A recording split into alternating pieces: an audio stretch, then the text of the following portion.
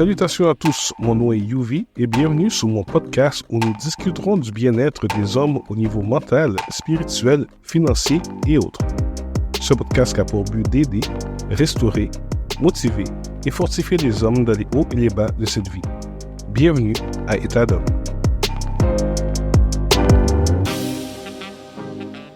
Salutations à tous et bienvenue à un nouvel épisode d'État d'homme. Très heureux d'être avec vous encore cette fois-ci pour l'épisode numéro 12. Alors pour cet épisode, j'ai encore l'opportunité d'avoir un invité avec moi. Vraiment, merci pour toutes les commentaires qu'on a eus pour le dernier épisode avec Franz Daniel. Très bel épisode. Si vous n'avez pas eu le temps de l'écouter, allez-y maintenant. C'était très bien sur le travail des travailleurs sociaux, sur la gestion des stress et des traumas quand ils interviennent pour des clients. Aujourd'hui, on va regarder ce que c'est les stéréotypes. On va essayer de briser les stéréotypes et de repenser la masculinité moderne. Pendant plusieurs épisodes, je dis que il y a un certain standard, des stigmas dans cette société qui font en sorte que les hommes sont perçus d'une manière et essaient de vivre et de vivre selon ces standards. Et même si mentalement ils ne sont pas capables parce qu'ils passent à travers des situations, ils vont essayer de camoufler qu'est-ce qu'ils ont, de renfouler toutes les émotions qu'ils ont à l'intérieur qui font en sorte que des fois, ça explose et ça finit par causer des problèmes de santé mentale ou physique ou quoi que ce soit. Aujourd'hui, on va regarder comment déconstruire les stéréotypes qui sont liés aux hommes. On va regarder quelques exemples concrets de ces stéréotypes que les hommes vivent. On va parler d'expériences de certains hommes, mais on va parler de certains exemples typiques de c'est quoi les stéréotypes que les hommes font face tous les jours. Et ensuite, on va essayer de trouver une solution, comment redéfinir la masculinité de nos jours. Pour ce faire, je vous présente mon invité d'aujourd'hui. C'est un coach en évolution personnelle certifié en PNL, Nelson Blanc. Bienvenue à État d'homme. Merci Yuvi, merci de me recevoir. Alors, donne-nous une petite bio de toi. Qui est Nelson? Depuis combien de temps tu fais ce que tu fais et pourquoi tu t'es orienté vers là? Bonjour tout le monde. Je m'appelle Nelson Blanc. Je suis coach en évolution personnelle certifié en PNL. Mon objectif, c'est d'accompagner les gens à avoir plus confiance en eux, à prendre des décisions importantes et de passer à l'action. Qui est Nelson? Nelson, c'est un passionné du développement personnel. Depuis ma jeunesse, j'ai toujours des gens qui venaient me poser des questions sur différents sujets, me demander des conseils, que ça soit des jeunes ou des plus vieux. Fait que, à un moment donné, ça a éveillé quelque chose chez moi et un jour, quelqu'un m'a dit, Nelson, tu pourrais être coach. Mais j'avais aucune idée de quoi il parlait, là. J'étais comme, c'est quoi un coach? Ça fait quoi? Tu sais? Il dit, tu parles de thérapeute, un psychologue? Non, un coach. Je suis comme, Puis, à travers le temps, suite aux funérailles de mon père, peut-être qu'on en parlera un peu plus tard, mais suite aux funérailles de mon père, j'ai vraiment commencé à chercher beaucoup de réponses à travers moi, mieux comprendre la relation que mon père et moi on avait, et ça m'a amené de fil en aiguille à aller vers le coaching et vers le développement personnel en même temps. Good. Moi, je pense que j'ai commencé à te suivre sur les médias sociaux quand tu commençais à faire tes Monday is a good day. Tu sais, le lundi, c'est la journée que tout le monde déteste le plus. Exactement. Mais toi, tu as pris ça et tu as décidé de tourner ça en positif. Parle-nous un peu de comment ce concept-là est venu. Oui, en fait, c'est drôle. Un jour, j'étais assis à l'église. Puis, à un moment donné, j'étais comme, OK, mais après avoir été content, puis avoir dansé, puis loué, qu'est-ce que je fais demain? Puis j'avais l'impression que j'avais pas de réponse. J'étais comme, OK, mais ouais, le lundi matin, je me sens content, mais pas aussi content que d'hier. Ouais. Et là, je me suis dit, tu sais quoi? Je vais commencer à chercher mes réponses. Quand j'ai commencé à trouver mes réponses pour moi, je me suis dit, mais il y a sûrement quelqu'un d'autre comme moi qui a pas de réponse ou qui sait pas quoi faire à partir de lundi. Fait que du coup, tu devais me voir là. La première fois que j'ai commencé, c'était en juillet. C'était le 1er juillet 2018, si je me trompe pas. Okay. Puis, à partir de là, il faisait chaud ce jour-là. Tu devais voir, je transpirais comme un fou. Et à partir de là, je suis parti sur une long run. Je pensais pas que ça allait durer aussi longtemps que ça. Ceux qui ont déjà vu les Mondays of Good Day, j'ai été dans le soleil, dans la neige, après des funérailles, dans toutes sortes de situations. Puis à un moment donné, quand les gens commençaient à me dire que ça répondait à leurs questions, je me suis dit, bon, voilà, j'ai trouvé mon appel. Wow, tu vois comment toi, tu as vu ça. Si moi, je me pose ces questions-là, les autres le font aussi. Et effectivement, c'est souvent comme ça. Des fois, on se pose des questions, on fait quelque chose, on dit que c'est pour nous, mais finalement, ça aide autant les autres que nous parce qu'on passe tous à travers des obstacles ou des situations, surtout nous les hommes. Comme on dit souvent, on va regarder ça à l'intérieur, mais voir un autre homme qui parle de ça, qui a ces réponses-là, non, c'était vraiment intéressant. Mm-hmm. Des capsules vraiment intéressantes. Maintenant, tu es un coach en évolution personnelle certifié en PNL. Peux-tu nous expliquer qu'est-ce que le PNL pour ceux qui ne savent pas c'est quoi? Oui, bien sûr. La PNL, c'est pas de la psychologie et c'est pas de la thérapie. La PNL, c'est une méthode qui aide les gens à mieux comprendre comment leur esprit fonctionne et à changer leurs habitudes de pensée. Et ça impacte leur comportement et leur mode de vie. Tu sais, ça se base beaucoup sur la pensée que notre langage, nos comportements et nos actions sont intimement reliés. Ce que je dis avec ma bouche impacte qu'est-ce que je fais. Ce que je fais impacte qu'est-ce que je pense. Ce que je pense impacte qu'est-ce que je dis. Vice-versa. Okay. Donc, nous, en tant que coach certifié en PNL, notre travail, c'est d'aller justement, un peu comme un ordinateur, aller voir les programmations qui ont été installées depuis notre jeunesse ou à certains moments précis de notre vie, puis d'aller reprogrammer cet espace-là pour s'adapter et avoir un nouveau comportement ou une nouvelle manière de penser. C'est bien parce que moi, je dis souvent aux gens, tu sais, les gens qui veulent changer leur vie, qui veulent changer une situation, je dis, ça prend du temps. Parce que justement, pendant, admettons, 10-15 ans, tu as été programmé. C'est pour ça que j'ai aimé que tu as utilisé le mot programmé. Tu as été programmé à penser d'une manière. Alors là, maintenant, pour changer ça peut prendre du temps. Fait que c'est très intéressant. C'est très intéressant. Cela, je n'étais pas trop familier. C'est vraiment au cours des 2 dernières années, je crois que j'ai commencé à vraiment entendre parler de PNL. Mais c'est bien parce que justement, très souvent, on est forcé à penser d'une manière parce que c'est comme ça, c'est ça qu'on sait. On a vu nos parents, nos grands-parents, nos frères et sœurs, tous les gens autour de nous vivent, penser, agir de telle manière.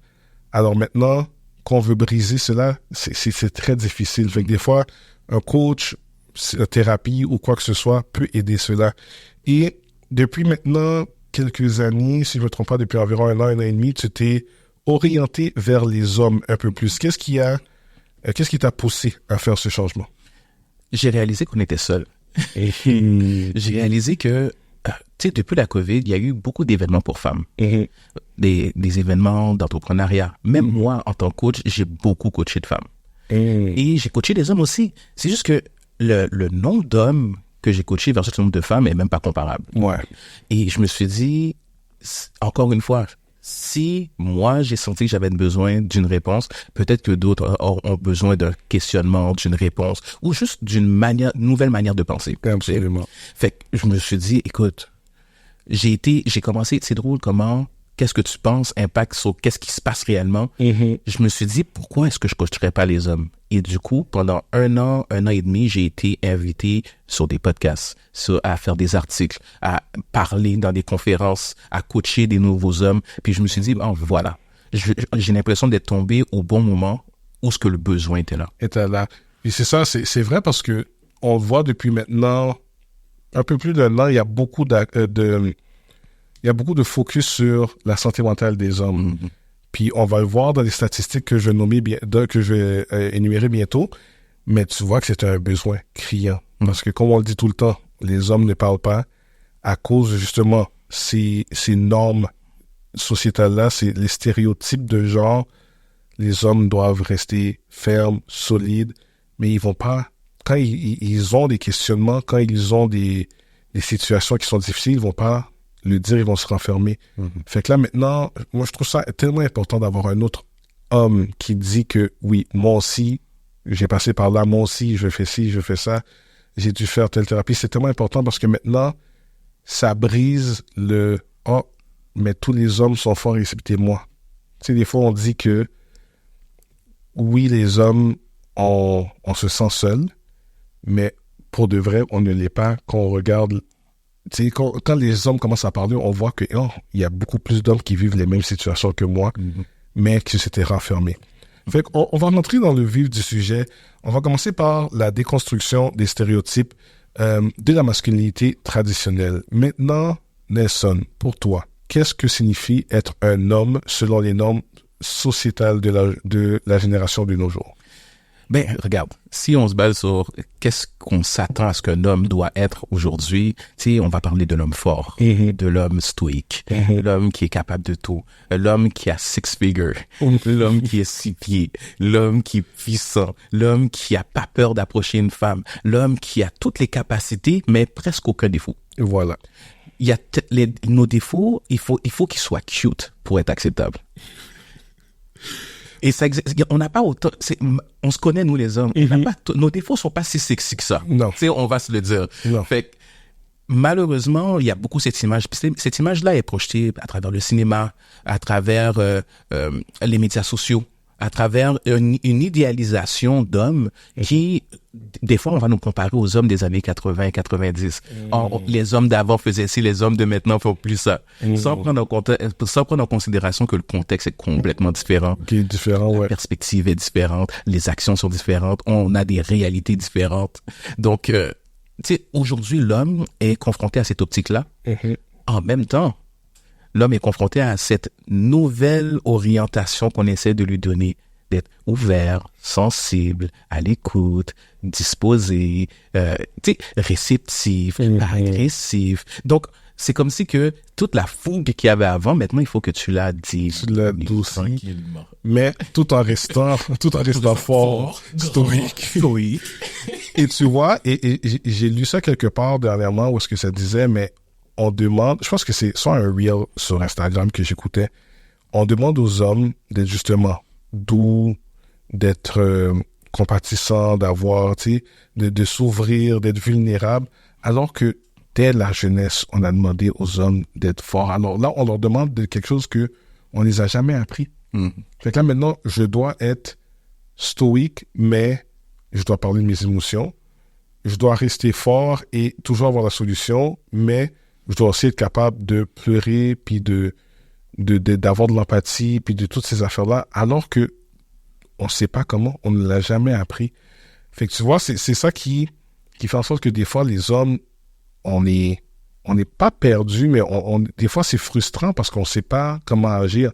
Dans certains groupes, ils vont nous dire de faire telle chose, à notre place, ils vont dire de telle manière, puis là, l'évolution qui se fait de nos jours, la femme prend plus de place, la femme a plus de pouvoir, on va dire, contrairement justement aux hommes qu'on nous comparait dans les années 80-90. Et maintenant, on doit trouver c'est quoi notre vraie identité. On doit refaire notre identité d'une manière. Et maintenant, comme j'ai dit dans un épisode précédent, souvent on va garder ça à l'intérieur. Il va y avoir des frustrations qui vont grandir et des fois ça va sortir de manière violente, ça va sortir quand tu sais pas qui tu es, où tu vas, ça cause un problème, tu es perdu dans la vie, ça peut te faire tomber dans la consommation, dans certaines addictions. So, pour toi, c'est quoi le lien entre ces attentes et des comportements comme l'agressivité, le refus de montrer des faiblesses et justement tomber dans l'addiction de toutes ces affaires-là? Ben, tu sais, je vais te dire cette phrase, c'est comme si que on nous demande tellement d'être des vrais hommes qu'on perd la capacité à devenir des hommes vrais. Wow! Tu sais, wow! Parce qu'il y a comme cette template de l'homme que tu dois répondre. Mais on n'est pas tous masculins. Tu sais, le gars costaud qui va au gym 6 fois par jour. Exactement. On a des hommes qui sont plus efféminés. T'as des hommes qui sont plus minces, des hommes qui sont plus grands. Et on a tous des comportements et des réalités complètement différentes. Certains viennent d'une famille monoparentale, d'autres viennent d'une famille avec 2 parents. C'est des réalités différentes. Et on a tous à jongler, que t'aies eu tes 2 parents ou pas, on a tous à jongler sur le même terrain. On a tous à jouer sur le même terrain. Et à interagir ensemble et se respecter, tralala. Je pense que là où parfois certains hommes vont péter une coche ou se fâcher, c'est quand tu n'arrives pas à trouver ta place sur ce terrain-là. Ou une solution à tes problèmes. Tu as l'impression d'être, comme tu disais tout à l'heure, on a l'impression parfois d'être seul, confronté à un autre problème. Puis quand tu essaies de trouver une solution, mais des fois, on va rire de toi. Ou t'auras personne qui aura vécu exactement la même chose que toi. Donc, sa réponse correspond pas à qu'est-ce que toi, tu te vois faire. Mettons, introverti, extraverti. Introverti, extraverti. Le gars qui était extraverti, lui, il va sortir puis il va en parler. Le gars qui était introverti, il va chercher sa solution à l'intérieur. Tu sais? Ouais, c'est très bon ça. Puis tu vois, justement, c'est très important. On n'a pas les mêmes réalités. On n'a pas grandi de la même manière. Il y a des hommes qui ont grandi avec leurs parents, fait qu'ils ont eu un exemple masculin de c'est quoi être un homme. Alors, ils ont eu au moins une piste de, OK, voici comment un homme doit être. Et ensuite, ils ont peut-être eu la chance de grandir et se développer eux autres mêmes. Mais il y en a qui l'ont pas eu, ça. Il y en a qui l'ont pas eu. Ils ont été avec leur mère monoparentale. Ils n'avaient pas de figure paternelle ou masculine positive, à part peut-être ce qu'ils voient, justement, comme on disait dans les médias, dans les cinémas. Et là, tu essaies d'imiter ça. Et là, tu n'y arrives pas parce que c'est pas toi. C'est pas toi. Quand tu as un père, quelqu'un dans la maison, t'as de la maison, ton père, c'est lui qui t'a élevé. Fait que tu prends un peu de lui. C'est un peu plus facile. T'as un lien qui te fait dire, OK, ça c'est mon père, ça c'est le contrat de mon père ou de ma mère. Mais quand t'as personne autour puis tu prends des gens au hasard, on va dire, c'est compliqué. Tu sais, on regarde le nombre de mères monoparentales. Puis oui, on va accuser des hommes que ils sont pas capables, sont lâches, mais il y en a qui sont juste pas capables d'être pères, puis malheureusement, ils ont pas le support. C'est pas qu'ils veulent nécessairement pas être pères, mais ils fuient. Ils fuient. Puis c'est vraiment un problème.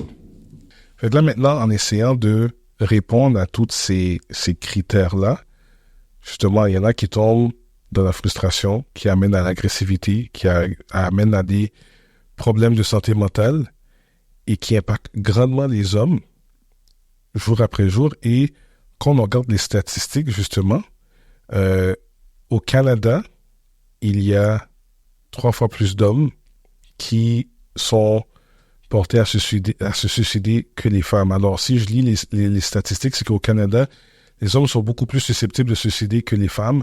Et en 2022, il y avait environ 75% des suicides au Canada qui étaient commis par des hommes. 75%. Et les hommes âgés de 40 à 59 ans représentaient le groupe le plus à risque, souvent à cause de la pression sociale liée au rôle du pourvoyeur et aux attentes de performance. Quand je dis des hommes, c'est pas qu'ils veulent pas être pères ou quoi que ce soit. Ils ont tellement une image de c'est quoi qu'il doit être un homme qu'ils ont peur de pas être à haut niveau. Fait qu'ils lâchent. Ils deviennent, je dirais dire lâches, mais ils abandonnent ce rôle-là. Puis c'est pas ce qu'il y a à faire. Puis, tu sais, j'essaie pas de justifier leurs gestes, mais il y en a plusieurs que s'il y avait une discussion beaucoup plus ouverte, tu sais, on dit oui, on commence à parler que c'est de faire attention à la santé mentale des hommes, mais je pense que si c'était déjà établi ou beaucoup plus ouvert, mais il y a plusieurs de ces hommes-là qui auraient été plus portés à chercher de l'aide et être capables d'aller chercher, d'assurer le rôle d'homme et d'être capable d'être un homme à sa manière et non pas nécessairement essayer de copier le modèle que la société essaie de mettre. Et si on regarde à l'échelle mondiale, environ 1 million de personnes se suicident à chaque année. Et 75% des suicides sont commis par les hommes. Fait que ce soit au Canada, que ce soit autour du monde, on voit que le 3/4 des gens qui se suicident, c'est des hommes. Seulement 30% des hommes ayant des problèmes de santé mentale cherchent de l'aide, comparé à 50% des femmes. Fait que là, non seulement on est plus porté au suicide, mais on est moins porté à chercher de l'aide parce que justement, on ne veut pas paraître faible. Comme je parlais dans l'émission de la vulnérabilité, on ne veut pas paraître comme si que on ne sait pas de quoi qu'on parle ou où on va. C'est une problématique qu'il faut adresser dans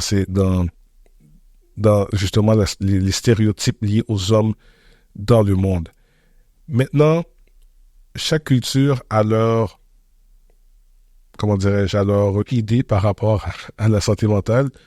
On est tous les deux de culture haïtienne. Maintenant, parlons de nous, les Haïtiens ou les gens de couleur, les minorités visibles. Quelles sortes d'exemples culturels que tu sais qu'ils ont déjà eu par rapport à les problèmes de santé mentaux? C'est sûr que tout ce qui est en lien avec les problèmes de santé mentale sont souvent controversés, rejetés par le grand groupe ou perçus comme diaboliques, ou la personne s'est fait posséder, ou la personne fait exprès. On va regarder beaucoup le comportement. C'est de la paresse. Exact, c'est de la paresse. Donc, on va juger beaucoup le comportement sans se demander qu'est-ce qu'il y a en arrière. Et souvent, c'est lorsque tu commences à creuser que tu comprends effectivement qu'il y a un problème. Mais lorsque notre perspective est assez limitée, même nos connaissances sont assez limitées par rapport à la problématique, c'est difficile de devenir empathique ou même compréhensif par rapport à la réalité de l'autre, malheureusement. Et beaucoup vont spiritualiser ça. Ils vont mettre beaucoup l'emphase sur un aspect diabolique, démoniaque, et ça va enlever justement aussi à la personne sa nature humaine. Tu sais, le lien que tu peux faire quand on est humain, mais là tu l'enlèves parce que ce qui nous sépare de l'un de l'autre, c'est le côté un peu diabolique ou possédé que la personne a, qui est malheureusement à travers ça une maladie mentale. C'est vrai que moi je me souviens en grandissant, jamais je me disais, mais je vis du stress, je suis quelqu'un d'anxieux, ou j'ai une mauvaise estime, ou quoi que ce soit. C'était tout de suite, non, je suis faible, il faut que j'essaie de trouver une solution, mais je voulais pas en parler parce que justement, je veux pas que les autres le réalisent comment je me sens, que je suis faible. Alors, je gardais tout à l'intérieur jusqu'à ce que je tombe en dépression. Puis maintenant, je connais pas la réalité de toutes les cultures. On peut parler de la nôtre présentement. Et si vous êtes quelqu'un de culture autre que minorité visible, laissez des commentaires pour nous dire comment vous, ça a été perçu. Parce que j'écoutais un podcast, c'était des Québécois, si je ne me trompe pas, puis c'est fou à dire, mais on penserait que les autres étaient plus... ils étaient plus à l'aise à parler de ça, mais il y a des hommes dans ce podcast-là qui disaient que non. Eux autres aussi, ils avaient peur d'en parler, ils gardaient ça parce que eux autres, tu sais, leur père des années 70, 60, 70, 80, mais eux autres, c'était, comment on dit, des hommes stoïques. Ils montraient, c'est ça, ils montraient aucune émotion, là. Maintenant, on a frôlé un peu le sujet un peu plus tôt, mais j'aimerais revenir là-dessus.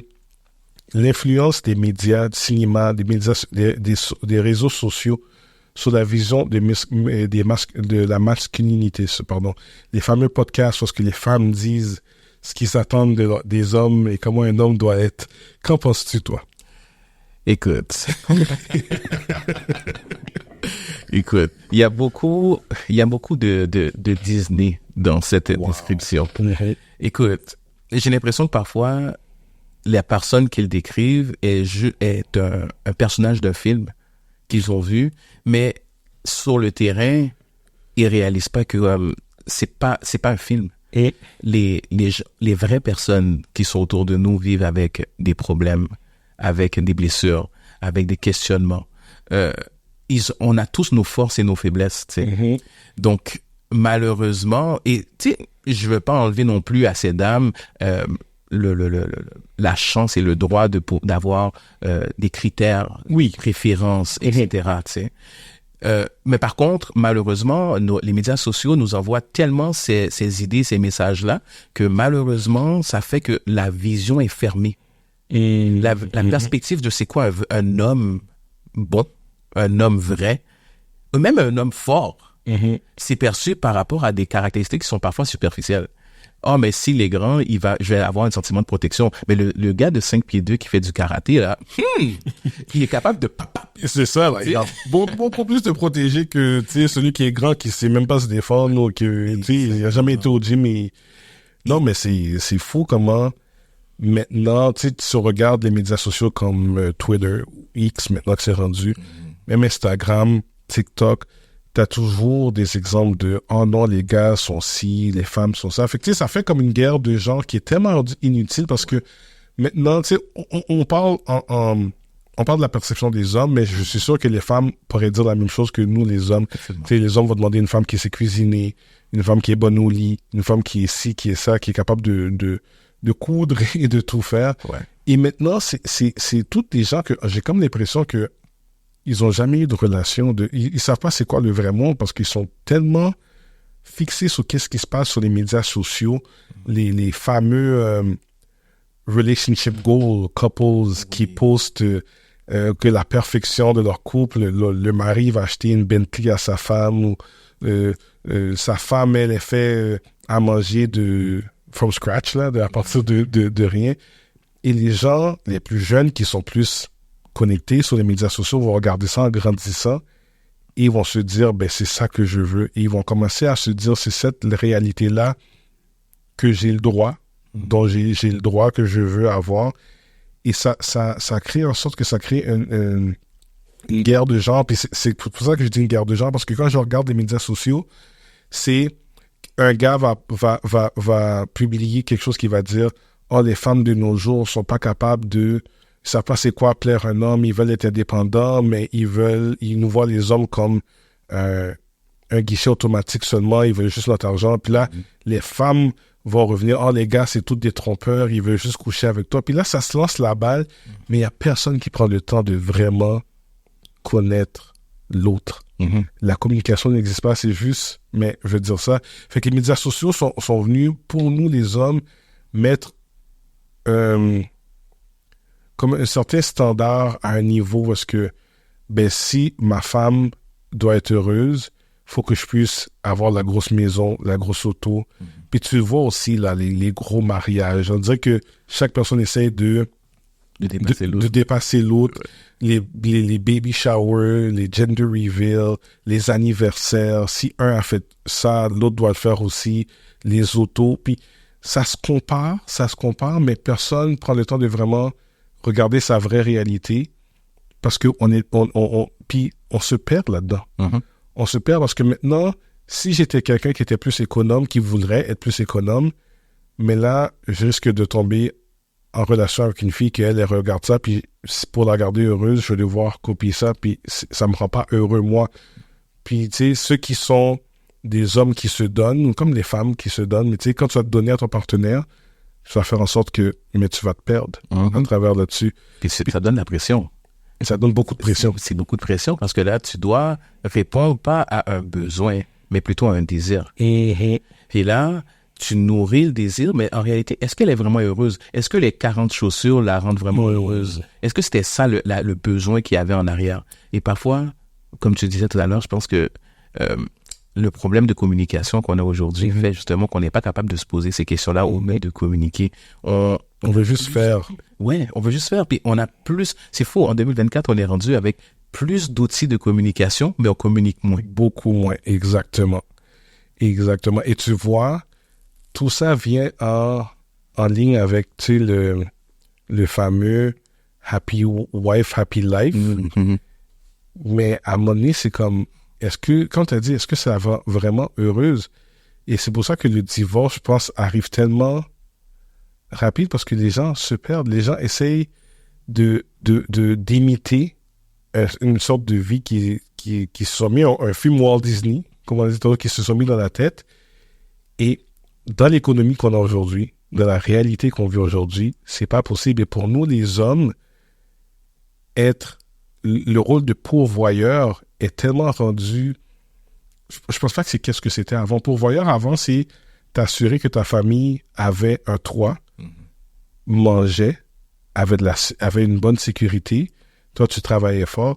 Mais maintenant, c'est pourvoir non seulement aux besoins de la famille, mais au désir des autres. Elle veut voyager, mais si t'es pas capable de la faire voyager, t'es pas un bon pourvoyeur. Exactement. Si t'es pas capable d'aller au restaurant une fois ou 2 fois par mois puis manger des repas de $200 et plus, moi là, j'ai toujours mon souvenir sur Twitter. Il y a quelques années, il y avait un débat qui revenait à chaque année et je suis plus autant sur Twitter comme avant. Je suis sûr que c'est encore là. La soirée, une date à $200. C'est comme c'est minimum. Pour première date. Première date. Ouais. C'est minimum. Un homme doit être capable d'amener une fille à une date $200 et ça, je suis sûr que c'est des sketchs, mais en même temps, je sais que ces sketchs-là sont souvent basés sur la réalité. La femme qui va en date avec un homme et dit à l'homme qu'il doit payer pour la gardienne de son enfant. J'ai vu ça. Elle dit, mais tu sais, tu m'amènes en date, c'est toi qui veux me cotiser, fait que tu vas me sortir, fait que moi j'ai besoin d'une gardienne, fait que débrouille-toi. Si t'es broke, mais juste dis-le. Si t'es pauvre, juste dis-le. Et dans ma tête, je suis comme, mais c'est toi aussi qui voulais y aller. T'aurais pu juste dire non. mais c'est la réalité. Puis je crois qu'il y a beaucoup d'hommes aussi qui malheureusement regardent ça et se mettent tout de suite une barrière. Ils disent, ah non, moi les femmes, je vais être pas un chien sale, là, mais comme je vais être super froid avec les femmes, puis ils veulent pas justement aller être des romantistes, des hommes romantiques qui vont prendre soin de la femme. C'est pour ça que cette guerre de genre qui est en ligne, tout est alimenté par ce qu'on voit, que ce soit sur TikTok ou Instagram. Et c'est tellement dommage parce que maintenant, on voit que le taux de divorce augmente, mais le taux de mariage aussi diminue. Ouais. Je ne crois pas qu'il y ait autant de personnes qui veulent se marier comme avant. Et c'est soit ça où ils vont être en couple, puis ils vont dire, mais le mariage, c'est pas nécessaire. Mm-hmm. Parce qu'ils ont peur de... C'est comme si, dans leur tête, ils se disent, mais si je me marie avec elle, mais automatiquement, elle va prendre tout ce que j'ai. Puis, en tout cas, c'est tellement des choses qui sont banales, mais qui sont pas vraies, parce que justement, on ne communique plus, on n'apprend plus à connaître un et l'autre. Puis, nous, en tant qu'hommes, on essaie tellement de répondre à ce que la société dit de nous, qu'en tant que personne, on ne sait pas qui on est, parce qu'on essaie de copier plein de choses. Tu sais, une des choses que moi, j'avais remarqué, c'est que j'étais quelqu'un qui était émotionnel dans le sens que, mais si quelque chose me touchait, mais tu sais, j'allais vraiment le sentir que je dois pleurer ou que je sois triste. Ça m'affectait si quelqu'un me disait quelque chose ou que quelqu'un était fâché contre moi. Mais à la fin, quand tu regardes la société, moi, j'essaie de cacher ça parce que je me dis, mais là, je suis trop émotionnel, je suis comme une femme, pourquoi ça me dérange autant? Et là, j'essaie de cacher ce sentiment-là, mais ça me dérange. Fait que là, tu dois vivre tous les jours comme si de rien n'était. Et je me dis, il y a plein d'hommes qui doivent vivre ça sur plein d'autres aspects aussi de la vie. Fait qu'on a demandé, sur les médias sociaux, j'ai demandé à certains hommes de nous dire exactement, tu sais, c'est quoi les pressions liées aux stéréotypes masculins qu'ils ont vécu dans leur vie. On a reçu quelques réponses que je vais vous lire, puis Nelson, on va en discuter. Une personne m'a répondu le succès des autres. Quand on parlait de se comparer, ouais. Si une personne réussit quelque chose, toi tu l'as pas encore réussi, là ça te cause un problème. Surtout si vous êtes dans le même cercle d'amis, là t'es comme wow, ok. Tu sais, tu veux célébrer pour cette personne-là, mais à un moment donné, t'es comme si tu vois que t'es loin de là. Puis je connais des gens. En fait, j'ai vu des personnes qui étaient dans un groupe d'amis et lorsque le groupe d'amis a commencé à évoluer, puis cette personne-là ne savait pas où il allait, se connaissait pas encore, mais s'est distancé des personnes. Fait qu'à la place d'être motivé par le succès des autres, elle est partie en isolement. Ouais. Parce que t'as la honte, t'as peur des jugements des autres, parce que t'es comme, oh, les autres font ça. Puis moi, je suis pas encore rendu là. Mais ça vient aussi avec le fait que, tu sais, comme ils disent, qui se ressemble s'assemble. Mm-hmm. À un certain moment, tu as l'impression de ne pas ressembler aux membres de ton groupe d'amis. Donc, tu sens que tu es en arrière. C'est un peu comme les nouveaux mariés qui ont des enfants. Souvent, ils vont se fréquenter de plus en plus. Donc, l'ami qui n'a pas d'enfant se retrouve un peu comme... À l'écart. Exactement, c'est ça. Donc, c'est pas facile de dealer avec cette différence. La même personne a donné une autre réponse que j'ai trouvée très intéressante. La personne a dit oui, c'est vrai qu'on ne doit pas se comparer, mais des fois, les autres le font pour nous. Oui. Tu vois, quelqu'un va te dire hey, mais comme ça, toi, tu n'es pas encore marié. Ouais. Comme ça se fait que tu n'as pas vu ton cousin, ton ami, tu vois pas, lui est marié, comme ça, toi, tu n'es pas encore marié. Puis c'est peut-être juste que c'est pas que tu n'es pas prêt. Tu n'as peut-être pas trouvé la personne, tu n'es peut-être pas juste sur le mais je marie la première personne qui est venue.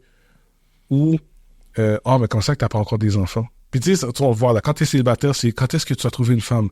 Là, c'est quand est-ce que tu vas être fiancé? Et là, plus les autres autour de toi avancent, puis surtout nous qui avancent en âge, le plus que ça se fait autour de nous, le plus que les gens vont se comparer pour nous. Puis c'est peut-être pas juste notre temps, mais là, la pression fait en sorte que, là, il faut que je trouve une solution parce que là, j'ai l'air comme je suis problématique. Ouais. Puis même, tu vois, cette comparaison-là, elle se fait depuis la jeunesse, hein. Et puis, à l'enfance, tu te fais comparer à ton cousin, à ton frère. Oh, mais t'as les notes à l'école. Oh, mais mon fils est intelligent et comment ça va avec ton fils? Donc, tu vois, il y a toujours dès l'enfance, il y a déjà cette comparaison qui vient et ça nous poursuit toute la vie. Là, c'est sûr que notre personnalité et les outils qu'on va avoir va nous permettre de pouvoir combattre ça. Mais si on n'a pas bien été outillé, mais souvent on va avoir un problème d'estime de soi par la suite. Mais tu vois, justement, tu parles d'estime de soi, quelqu'un qui a eu un problème d'estime de soi, qui n'a pas guéri de ça, va vraiment l'affecter. Même dans l'âge adulte. Et c'est ça qui force des fois des hommes à s'isoler. Parce que là, si tu n'as pas l'estime de toi-même, parce que justement, tu as tellement essayé d'être quelqu'un d'autre à part de toi-même, parce que tu n'as pas pris le temps de te connaître toi-même, mais là, tu vas être comme, mais non, OK, je suis pas un homme, je suis un échec, tout le monde le voit, tout le monde commence à le dire. C'est un problème. Ouais. Alors, il y a une autre personne qui a dit le physique d'être, voyons. Oh, excuse-moi. Le physique, Ah oui. Comparer le physique, avoir le physique, ça, c'est quelqu'un qui est un peu plus maigre, va peut-être se faire critiquer ou il va sentir le besoin de prendre de la masse. Mais il y en a qui ont un métabolisme très avancé, puis ça risque de causer des problèmes. Et tu sais, qu'est-ce qui est drôle, c'est que pour les hommes, on n'a pas ces mots qui viennent, entre guillemets, consoler notre situation. Comme exemple, ça n'existe pas des plus size model hommes. Non. Ou les BBW. Ça n'existe pas ce terme-là pour les hommes. Non. Donc, souvent, l'homme si il est charnou, ben, il va dire, mais je suis un homme qui est gros, ou je suis potelé. Mais il n'y a pas le mot doux qui vient caresser notre, entre guillemets, notre défaut. Le body positivity pour les hommes, ça n'existe pas. Ça n'existe pas. Ça n'existe pas. Si t'es petit, t'es petit. Tu sais, les filles, ils vont dire, en anglais, ils disent small thing comes in, great thing comes in small packages. Il n'y a pas ça pour les hommes. Il n'y a pas ça pour les hommes. Une autre personne nous a répondu pour dire que nous, les hommes, on doit toujours avoir la solution. Toujours avoir la solution, et ça, c'est vrai. Quand tu n'as pas la solution, surtout quand tu es père de famille, s'il y a un problème et tu n'as pas la solution tout de suite, tout le monde te regarde puis tu es comme, mais là, qu'est-ce que tu fais? Ou ta femme va te regarder puis elle risque de mettre la pression. Ça, là, c'est quelque chose qui est très dur. Moi, c'est pas pour dire que ma femme me met cette pression-là, mais je me la mets à moi-même, en voulant dire que si une situation arrive, il y a un bris dans la maison, où on a une dépense un peu plus élevée qui vient débalancer le reste du budget, faut que je trouve une solution parce que c'est moi qui est le chef de la maison. Fait qu'il faut que je protège ma famille et s'assurer que on tombe pas dans une situation précaire par rapport à ça. Fait que c'est toujours avoir la solution, c'est une pression qu'on a. Une autre réponse, et là, les deux dernières sont similaires, c'est, comme on a dit, de toujours avoir l'air sans émotion, de ne pas avoir d'expression, de toujours être fort, de jamais plier, jamais pleurer, de toujours, qu'importe la situation, un homme, ça pleure pas. Ça, c'est des situations aussi qui deviennent très difficiles à gérer quand tu passes à travers des situations. Un homme qui passe à travers une rupture amoureuse, son réflexe va souvent d'être, il va aller coucher à gauche et à droite pour essayer d'oublier l'autre parce qu'on veut pas qu'il paraisse comme s'il était... S'il est triste, il va trouver quelque chose pour le faire. C'est drôle parce que, justement, si tu prends l'exemple du gars qui couche avec plein de personnes, à l'extérieur, ça donne l'impression qu'il veut juste avoir du fun. Et on va le juger pour ça. Alors que c'est son mécanisme de défense. Il n'y a pas à trouver une autre façon de pouvoir évacuer cette tristesse et de trouver une solution pour mieux avancer. Il va aller coucher avec plein de personnes. Mais c'est juste quand tu creuses que tu réalises ça. Là. Tu en avais d'autres aussi? D'autres pressions liées aux stéréotypes masculins dans la vie? Est-ce que tu peux nous en lire? Oui, mais en fait, il y avait la peur de l'échec. La peur de l'échec, la peur d'être en défaite devant sa famille, devant ses amis. Ça, c'est une pression. On a tous notre fierté. On veut paraître fort, on veut paraître capable. Donc, dès le moment où un échec arrive souvent, soit qu'on on cache l'échec, puis on va essayer de trouver une solution rapidement, ou sinon, on va assumer qu'on est un échec. Et ça vient toucher notre identité et notre confiance en soi. Tu sais, un échec, je l'ai déjà dit dans un épisode, un échec devrait être ton meilleur professeur, on va dire. C'est de là que tu apprends le mieux et ça devrait te propulser encore plus.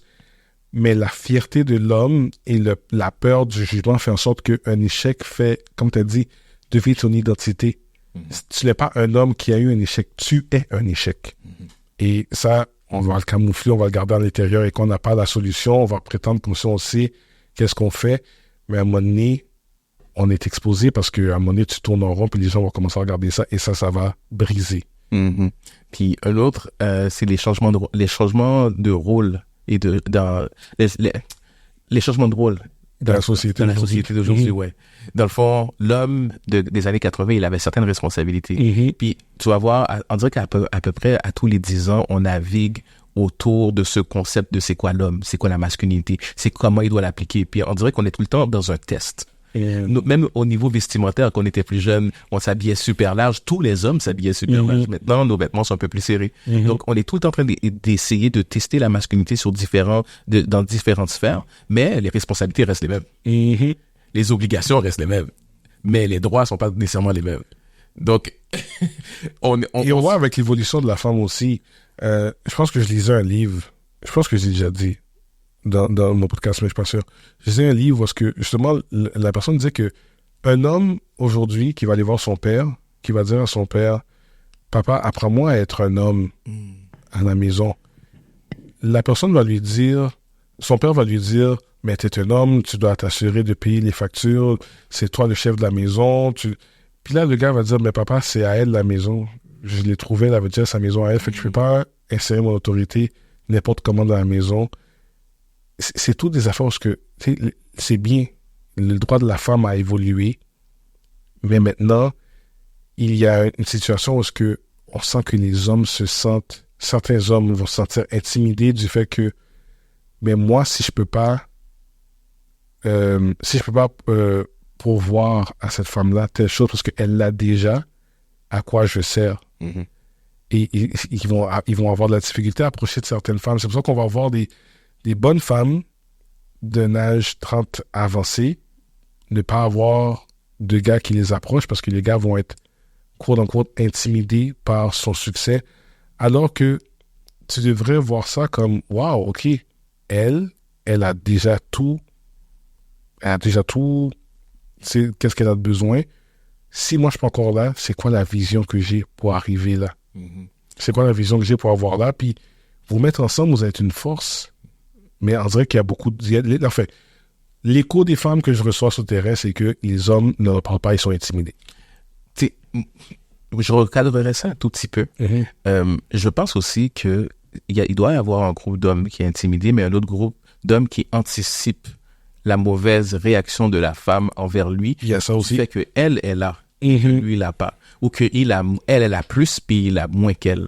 Ouais, donc, ça aussi. On n'est plus dans une optique, parce que, avant, l'optique, c'était l'homme, quand il fait beaucoup d'argent, c'est pour lui et sa famille, mais principalement pour sa famille. Il provide pour sa famille. Mais l'optique de la société dans ce moment est pas encore dans la position où la femme qui fait plus d'argent, elle provide pour sa famille aussi. L'homme reste le pourvoyeur. Et même la fille qui est successful, elle va s'attendre à certaines responsabilités typiques de l'homme. Donc, c'est sûr que aucun homme devrait être intimidé.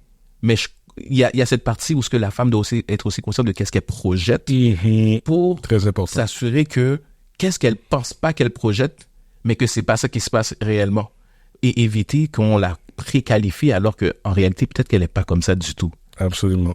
C'est très important. Et quand on parlait au début de l'épisode de mode de communication entre les deux, c'est vraiment ça. C'est que autant tu anticipes que peut-être elle va te rabaisser parce qu'elle a plus que toi, mais elle est peut-être comme ça. Il y en a qui vont l'être malheureusement, il y en a que non.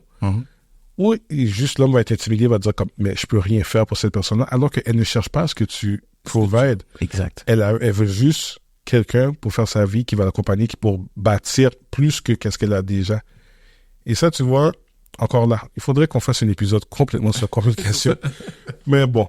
On avait parlé aussi, avant l'épisode, on parlait, toi et moi, tu as dit, tu as donné 2 aspects que je veux qu'on discute.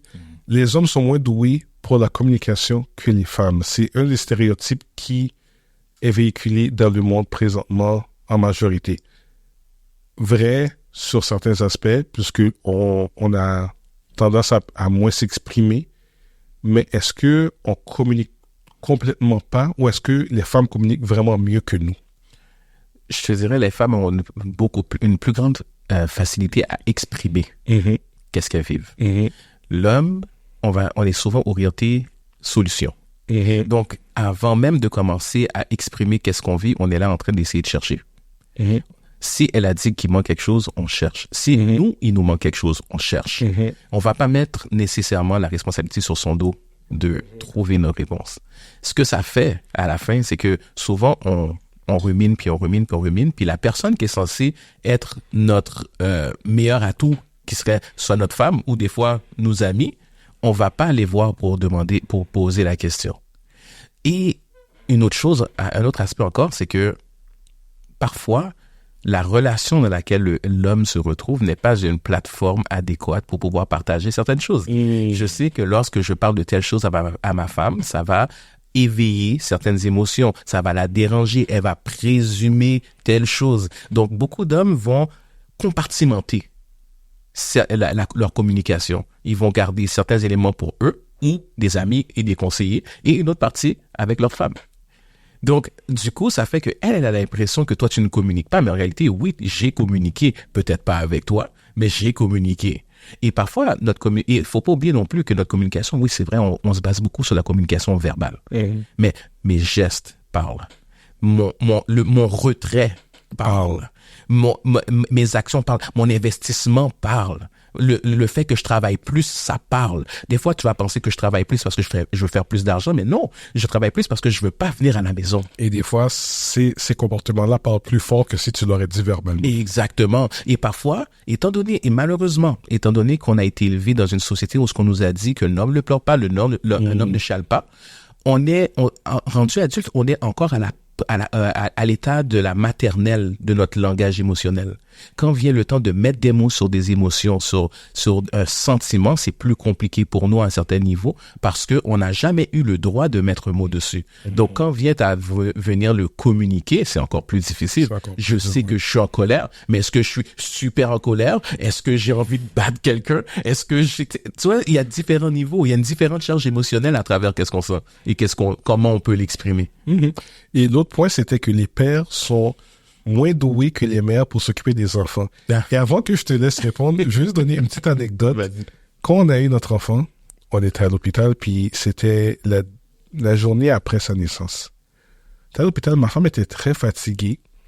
Moi, j'avais pas dormi non plus la veille, fait qu'à un moment donné, j'ai pris un temps pour dormir, puis tu sais, les hommes à l'hôpital, quand tu as un enfant, je sens que ça commence à changer, mais dans le temps, là, t'avais une vieille chaise, puis tu restais là, tu dormais sur ta vieille chaise, ou des fois, ils avaient une sorte de lazy boy, mais vraiment pas confortable. Il n'y a pas un confort pour les hommes. Fait que moi qui voulais rester à l'hôpital avec ma femme tout le long, pas faire de va-et-vient, rentrer à la maison, puis en plus, c'était pendant Covid, on est rentré, j'ai fait les 3 jours à l'hôpital avec elle, 2 ou 3 jours.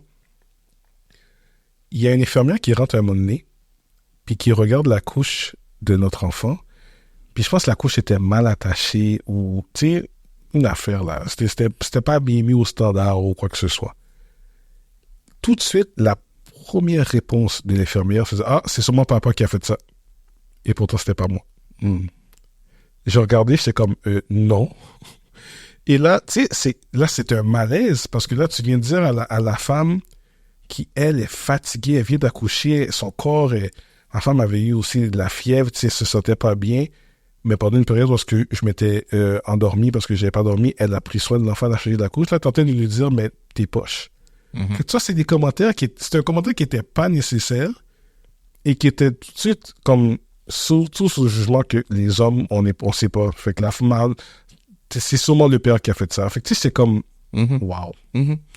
Et ce qui est dommage, c'est que cette présomption-là, elle est omniprésente. Il y a cette, tu sais, des fois on parle de misogynie, mais des fois il y a cette approche qui est très misandre envers les hommes, très comme les hommes sont pas capables, nous on est capables, comme si que à tout moment la femme est une queen, mais que l'homme est jamais un king, jamais apte. Et c'est dommage parce que là, malheureusement, en essayant de t'attaquer toi, elle attaque ta femme directement. Voilà. Et je pense que, et pour revenir à la question que tu posais, au sujet que tu présentais, je pense que c'est juste qu'on a une façon de faire différente avec les enfants. C'est pas que la mère est meilleure ou le père est moins bon, c'est que le père, lui, il va venir beaucoup, tu sais, souvent, on va être beaucoup plus dans le jeu, dans la protection, la sécurité, l'apaisement. L'autorité aussi. On va mettre des règles. La mère est beaucoup plus morale, douceur. Tu sais, elle va être beaucoup plus patiente, généralement plus patiente. Pas toujours, mais généralement plus patiente. Donc, je pense que on gagnerait à célébrer nos forces au lieu de pointer les faiblesses qu'on a. Voilà. En tout cas, c'est moi en tant que père, je sais que je regarde ma femme puis je suis comme wow, il y a des affaires qu'elle fait vraiment mieux que moi. Mais tu sais, côté discipline et autres, c'est moi qui va être meilleur là-dedans. Puis je crois que on fait une bonne équipe pour élever notre enfant, puis c'est ça l'important. C'est pas de toi t'es meilleur dans ça, toi t'es meilleur dans ça, toi t'es pas bon. Tu sais, ce commentaire-là, je vais jamais l'oublier parce que vraiment, sa face, quand elle a réalisé que c'était pas moi, elle a fait comme Tu sais, ma femme qui est sur le lit, qui est comme, tu sais, c'est mon premier enfant, est-ce que tu peux me donner un break? C'était juste un commentaire qui était inutile. Un autre sujet qu'on a parlé aussi ensemble, c'était l'hypersexualisation de l'homme. Et là, on va rentrer dans un aspect qui est très, tu sais, comme on dit, un homme, on parlait de grandeur. Un homme, ça doit être 6 pieds. Un homme doit être comme si son membre doit être de telle longueur. Et tu sais, parle-moi de ça pour toi. On parlait de l'hypersexualisation de l'homme, pour toi, qu'est-ce que ça représente? Tu sais, je te le décris comme étant un homme noir. L'homme noir est beaucoup perçu comme viril, masculin, sportif, fort, blablabla. Mais qu'est-ce que ça fait, c'est que on oublie l'autre aspect de ce même homme-là, qui est son intelligence, sa douceur, sa compréhension, son attitude de leader. Et souvent, la sexualité de l'homme est mise de l'avant comme si qu'on était des fous du sexe qui en rage, puis qu'il fallait... Tu vois, je vais prendre l'exemple. L'ours ou l'homme dans la forêt? Je sais pas si tu t'en as entendu parler sur les médias sociaux. L'ours ou l'homme, non. OK. Récemment, il y avait cette question qu'on posait aux femmes sur les médias sociaux, ce qu'on leur demandait. Si tu te retrouves dans la forêt, tu préfères être avec un ours ou un homme? Et il y a énormément de femmes qui ont dit, je préfère être avec un ours. Comme si que l'homme, automatiquement, il devenait un danger ou un prédateur sexuel. Ouais. Et je trouve que on met tellement l'emphase sur le côté déviant, comme si que l'homme avait pas une sexualité saine. Je dis pas qu'il y a pas de personnes déviantes, mais on pourrait dire autant des femmes. C'est pas toutes les femmes qui sont là dans la délicatesse et la douceur. Donc, j'ai l'impression que parfois, on nous colle cette étiquette que comme on pense juste au sexe. Oui, on en pense beaucoup. On pense beaucoup à ça, mais quand tu regardes les autres sous-aspects auxquels on pense, que ça soit la sécurité, l'argent, les finances, la protection, mais on n'est pas que ça.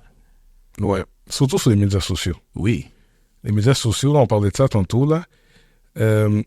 Puis tu avais dit quelque chose aussi qui était très intéressant. Je trouve on est les seuls qu'on est jugés sur des facteurs qu'on ne contrôle pas. Ah, ouais. On est jugé sur notre grandeur, sur la longueur de notre engin, sur notre grandeur, ouais, et surtout ça, je te dirais. C'est des éléments que parfois on n'a aucun contrôle. Des fois, ton origine, oui, mais je ne fréquenterai pas telle personne de telle origine. C'est ma faute si je viens de ce pays-là. Mais par contre, la personne que je suis, elle est extraordinaire. Donc, et je comprends les préférences, je comprends l'aspect de virilité, de masculinité, de tout le tralala. Mais c'est encore des aspects sur lesquels que tu ne contrôles pas. Voilà. Donc, tu vas te faire éliminer sur le marché du dating ou tu vas te faire éliminer. Des fois, même dans le sport, on s'est fait éliminer. Au football. Ouais. Au football, si t'as pas telle grandeur, telle athléticité, Exactement. Mais tu vois, c'est faux. Puis, je parlais de l'aspect de la grandeur. J'ai tellement trouvé ça... C'est spécial parce que le 6 pieds est plus haut, là. C'est comme si t'es pas 6 pieds, t'es pas un homme. Mm-hmm. T'es tout simplement pas un homme. Tu peux avoir toutes les qualités du monde. Puis des fois, je me demande, OK, mais si le gars de 5 pieds 7 a une maison, 3 millions en banque, est viril, puis prend soin de toi, est-ce que tu vas vraiment lui dire non parce que justement, il est juste 5 pieds 7? Mais on dirait qu'il y a des conversations que j'ai, les femmes sont, non, moi je veux pas être plus grand, je veux pas me sentir plus grand, je veux pas me sentir protégé. Et alors que des fois je suis comme, OK. Ou quand elle est de la même grandeur que toi, mais elle est plus grande que toi avec des talons. Ouais, ça c'est un autre problème qu'on m'a dit que non, c'est non, ça là. En tout cas, on va faire une série sur les relations bientôt. Oui. On va parler de ça, puis non, c'est vraiment une problématique. Maintenant, pour redéfinir la masculinité dans le monde d'aujourd'hui, comment on peut promouvoir une masculinité où la vulnérabilité, l'empathie et l'émotion d'un homme sont considérées comme normales ou sont comme valorisées? Mm-hmm. Tu vois, je sais pas si tu te souviens, à la période des Oscars, il y a 2-3 ans, quand ils disaient qu'il n'y avait pas assez d'Afro-Américains représentés, ils avaient sorti le Representation Matter. Je pense que ce même concept devrait être utilisé quand vient au bien-être et à la santé mentale. Fait qu'avoir une représentation d'un homme qui est capable d'être vulnérable, émotion, et que ça paraisse bien, que ce soit dans les films ou juste de tous les jours. Oui, c'est ça. Parce que, dans le fond, une des choses qui arrive, c'est que quand tu n'entends jamais des hommes consulter, tu n'as pas l'optique de consulter. Moi, personnellement, j'ai été voir un thérapeute et ça m'a fait du bien. Et qu'est-ce qui fait que j'ai été? C'est que un de mes deux meilleurs amis a été également consulté. Ça a aidé. Ça fait que ça m'a encouragé, puis j'étais curieux. Ouais, honnêtement, je sais pas que j'avais un problème particulier, c'est juste que j'étais vraiment curieux de voir qu'est-ce que ça va me donner, et finalement, j'ai adoré. Donc, je pense que si tu as l'impression d'être seul à faire quelque chose, parfois, ça va t'amener à avoir un peu de doute quant à te diriger à le faire. Et on n'a pas assez d'images d'hommes qui consultent, qui communiquent, qui partagent. On le fait dans la vie de tous les jours, mais c'est souvent dans des petits groupes. Je pense que présentement et autant dans le futur, que ça soit, comme tu disais, la résilience, que ça soit le fait de reconnaître qu'il y a des choses à améliorer chez nous, ou que ça soit au niveau des finances. Des fois, il y en a qui vont rester embourbés dans leurs problèmes financiers pendant des années parce qu'ils ne veulent pas en parler, ou ils vont acheter une grosse maison qu'ils peuvent pas se payer.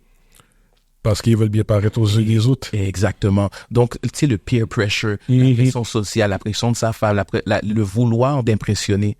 Et je pense que quand on prend le temps de reculer un tout petit peu, puis qu'on regarde qui on est, puis comme je disais tout à l'heure, pas juste de devenir des vrais hommes, mais des hommes vrais. Des hommes vrais. Mais c'est d'aller justement aller reconnecter avec l'intérieur de soi. D'aller regarder, OK, c'est quoi mes forces, c'est quoi mes faiblesses? Qu'est-ce que j'ai besoin pour améliorer cette dite faiblesse? Plus on va être vrai avec nous, mieux on va se sentir qu'on va aller dans ces parties sombres et ces parties un peu plus vulnérables de soi-même, genre. Absolument. Et tu sais, on parlait avoir des exemples, justement, dans le monde d'hommes vulnérables. Un exemple qu'on a eu, puis je pense que parce qu'il n'y en avait pas assez, quand Tyrese a eu sa situation qui est encore présente avec son ex-femme qui demandait beaucoup d'argent, puis il est parti à pleurer. La manière que les gens ont commencé à ridiculiser Tyrese pour dire que pourquoi il pleure, c'est un bébé là. Et pourtant, le gars est en train de vider son cœur parce qu'il était déchiré, il était brisé par rapport à une situation qui est en train de le faire perdre la tête. Et maintenant, s'il se serait suicidé, là, tout le monde aurait pleuré sa mort, alors que quand il est en train d'exprimer ça, tout le monde est en train de le ridiculiser. Lui, c'est un homme que tu le vois de plus en plus, il n'a pas peur de pleurer, il n'a pas peur d'être vulnérable. Des exemples comme ça, il en faut beaucoup plus afin de pouvoir justement normaliser que des hommes, on a des émotions, on pleure, on a des moments de vulnérabilité. Il y a des moments où on ne connaît pas, on ne sait pas tout, on n'a pas la réponse à tout et on a besoin d'aide. Et on a besoin, des fois, de déconstruire certains mensonges qui ont été, qui étaient programmés en nous. D'où pourquoi j'encourage énormément les hommes qui se sentent pas bien ou qui ont de la misère à avancer, à aller consulter et de pas avoir honte. Tu vois, tu as parlé d'aller voir des groupes de soutien pour hommes ou un groupe de soutien d'amis. Je trouve que c'est tellement important d'avoir un groupe d'amis ou juste un cercle quelque part où ce que tu peux, en tant qu'homme, aller t'exprimer, parler des vraies choses, être vulnérable, un safe space. On a commencé ça avec un groupe d'amis, mon cousin, d'autres amis hommes, parce qu'on se réunit une fois par mois, puis on se dit comment on se sent, puis on s'entraide. C'est tellement enrichissant comme expérience parce que c'est comme si pendant un moment, là, toute cette barrière, cette clôture que tu t'es mise là de protection pour rester tough, mais elle tombe. Mm-hmm. Et c'est comme si le stress descend. Tu as un stress qui descend, tu es à l'aise, tu es en paix. Il y a une paix qui s'installe en toi parce que tu es capable de dire, tu sais quoi, je peux être moi-même finalement. Je suis pas obligé de mettre un masque. Alors, je veux tellement encourager les hommes à avoir une ouverture émotionnelle, mais de trouver l'espace et de créer cet espace-là. C'est sûr que c'est pas facile. On l'a déjà dit, si tu parles avec des gens, c'est la mauvaise personne, elle risque d'utiliser ça contre toi. Mais même là, je veux pas que ça devienne une excuse pour plus jamais s'exprimer. Tu t'es exprimé à la mauvaise personne, c'est tout. C'est comme quelqu'un qui a une relation amoureuse avec une personne qui a brisé le cœur, mais la plupart du temps, les gens finissent par trouver quelqu'un d'autre et se marient et trouver le vrai amour. C'est pas à cause qu'une personne t'a brisé le cœur, une personne t'a trahi, que tout le monde est pareil. Parce que, qu'est-ce qui va arriver? C'est que le taux de suicide des hommes, comme on a dit, 75% mondial et au Canada, va demeurer parce que les hommes vont continuer à garder tout à l'intérieur. Ils vont continuer à avoir des problèmes de santé mentale. Ils vont continuer à avoir des frustrations qui sortent et s'exprimer de la mauvaise manière. Personnellement, et c'est pas prouvé par des statistiques ou quoi que ce soit, mais une meilleure santé mentale pour les hommes risque de diminuer non seulement le taux de suicide, mais aussi le taux de féminicide. Il y a des hommes, malheureusement, qui finissent par commettre des actes odieux envers leurs femmes, mais c'est juste parce qu'ils ont tout gardé à l'intérieur, parce qu'ils n'étaient pas capables de s'exprimer. Allez en thérapie. Quand vous sentez que vous arrivez là, n'hésitez pas à aller consulter à la place de finir derrière les barreaux et de mettre fin à la vie d'une personne qui vous est chère. C'est très important. Des groupes de thérapie entre hommes, il y en a, cherchez-les dans vos secteurs, faites des recherches, mais ne restez pas seul avec votre situation. On va conclure l'épisode d'aujourd'hui sur ces mots-là. Est-ce que tu as un mot de la fin pour nous, Nelson? Oui. Écoute, je pense que on gagne à travailler sur soi. Mm-hmm. Et dès le moment où on travaille sur soi, ça vient impacter tout ce qui nous entoure. Mm-hmm. Et de l'autre côté, j'aimerais rappeler que beaucoup de personnes vont sortir du trou dans lequel ils sont parce qu'ils ont reçu de l'aide. Mm-hmm. Oui, t'as parlé des groupes et tout, mais juste par réflexe, l'homme a besoin d'être plus empathique envers la cause de l'homme. Mm-hmm. Souvent, on va penser à la femme directement. Ah ouais, mais la femme devrait nous comprendre. Mais nous, est-ce qu'on se comprend même entre nous? Est-ce qu'on se supporte entre nous? Si je vois un gars pleurer dehors, est-ce que j'ai pensé qu'il est fou? Ou je vais peut-être lui demander, est-ce que tu es correct? Très bon point. Et souvent, on perd de plus en plus ce réflexe-là, mais je pense que même humainement parlant, sociétalement parlant, on perd le réflexe, et les hommes envers l'un envers l'autre, on perd ce réflexe de venir aider, de venir supporter. Je sais pas si c'est le fait qu'on est passé d'une communauté à une société plus individualiste, mais ça vient nous blesser. il y a des gens, je me rappelle que je travaillais dans les finances, puis une chose que j'aimais faire, c'était de téléphoner les gens le jour de leur anniversaire pour leur souhaiter joyeux anniversaire à mes clients. Et à plusieurs reprises, il y a des gens qui me disaient « Monsieur, vous êtes la seule personne qui m'a téléphoné pour me dire bonne fête. » Donc, tu sais, quand je me dis, moi, je faisais juste mon travail, puis je voulais aussi apporter quelque chose à mes clients. Ouais, plus Mais value, ouais. quand tu te rends compte qu'il y a tellement de personnes qui sont seules, tellement de personnes qui sont négligées, tellement de personnes qui sont oubliées, tu te dis, hey, ça pourrait être moi. Ça pourrait être moi. On sait qu'est-ce qui se passe aujourd'hui, mais il n'y a rien qui est garanti pour demain. Et demain, on peut tous se retrouver seuls du jour au lendemain. Celui qui vit à 99 ans, souvent, ses parents sont décédés, ses frères et sœurs sont décédés, ses amis sont décédés. Il y a qui pour lui? Il est tout seul. Il est tout seul. Donc, je pense qu'on devrait faire attention à soi, soi-même, mais faire attention à soi, aux autres. Faire attention aux autres. Faire attention à... C'est très bon ce que tu amènes parce que en même temps, en prenant soin de nous et justement en posant des gestes, comme tu as dit, là, que tu vois un homme pleurer, d'aller le voir, mais ça aide aussi à déconstruire les stéréotypes de genre, parce que cet homme-là qui pleure, ça fait peut-être 1 an et quelques qu'il retient ça à l'intérieur de lui et là, il est rendu au bout. Alors que là, peut-être que cet homme-là qui vient le voir, qui vient lui dire, est-ce que ça va? Maintenant, tu viens de normaliser qu'il pleure. Tu viens de normaliser que, mais c'est correct quand je vais être là, je vais t'assister, je vais t'aider.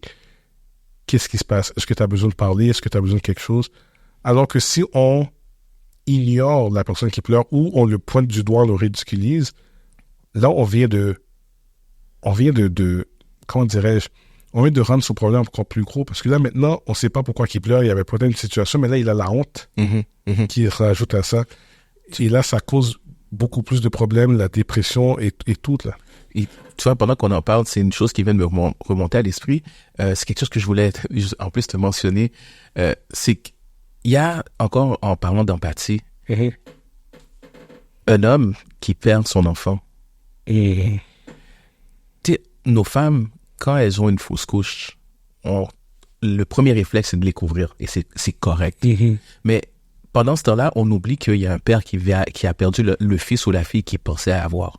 Et pas qu'il pensait qui allait venir. Souvent dans ta tête, quand elle est enceinte, l'enfant est là. C'est juste qu'il n'est pas encore sorti. Donc là, tu as perdu un enfant dans ta tête qui était là. Et les femmes, ils vont les supporter, mais les hommes... Du tout. On va le donner une tête dans le dos, on va dire ça va bien aller. Oh, mais prends soin d'elle. Prends soin de ta femme. Comme si nous, on n'avait pas un deuil aussi à vivre. Ça fait que... Non, tu vois, c'est tous des stéréotypes qu'on doit briser. C'est tous des stéréotypes qu'on doit briser parce que l'homme est tellement négligé sur certains points. Mais nous, on se dit... Et c'est tellement rendu comme ça que pour nous, c'est rendu normal. Fait qu'on se dit, OK, non, on met ça de côté puis on essaie de prendre soin des autres. Mais à un moment donné, t'es plus capable de prendre soin des autres parce que toi-même, ça va pas bien. Fait que, non, c'est important. On va continuer à travailler, à briser ces stigmas-là. C'est normaliser que les hommes ont des émotions, des hommes ont besoin de support et de créer un espace où les hommes puissent justement se vider, on va dire, le trop-plein émotionnel qu'ils ont. Moi, mon rêve, j'ai une fille, fait mon rêve, c'est que ma fille grandisse dans une société où est-ce que les hommes sont émotionnellement intelligents. Parce qu'on va toujours dire un homme, tu sais, comme, je sais pas si c'est parce que c'est le mot émotionnel ou quoi que ce soit. Quand on pense à un homme qui est émotionnellement intelligent, on va peut-être trop penser à un homme qui pleure, un homme qui est trop efféminé ou qui est trop sensible à ses émotions. Alors qu'un homme qui est émotionnellement intelligent, qui est capable de comprendre l'émotion qu'il a, prendre le contrôle, le vivre, le gérer, c'est tellement un homme puissant, un homme viril, un homme qui n'est pas en train de vivre une émotion, de se faire vivre par des émotions, est tellement un homme qui est en contrôle de sa vie, qui est en contrôle de son entourage, mais on essaie tellement d'éviter justement de vivre ces émotions-là que on est tellement à l'intérieur de nous, là, il y a un combat qui se fait qu'on ne comprend pas jusqu'à ce qu'on éclate et que malheureusement, on tombe dans des situations trop négatives. Merci Nelson de ta participation. Ça a été vraiment, vraiment une conversation enrichissante. Est-ce que tu veux dire à nos auditeurs comment te retrouver sur les médias sociaux? Oui, bien sûr, bien sûr. Vous pouvez me rejoindre sur Instagram à Nelson Blanc Blog, Nelson Blanc Blog, ou par courriel au contact à commercial Nelson Blanc, comme la couleur, nelsonblanc.com. Parfait. Merci infiniment de ta participation et n'oubliez pas, abonnez-vous aux chaînes Etadom_podcast sur TikTok ou Instagram afin de suivre, participer et de partager ces discussions qu'on a. Abonnez-vous sur les différentes plateformes où est-ce que vous pouvez écouter et mettez la notification pour ne pas manquer un épisode. Je vous remercie infiniment d'avoir été avec nous pour cet épisode et je vous revois dans 2 semaines pour un autre épisode d'État d'homme. À la prochaine.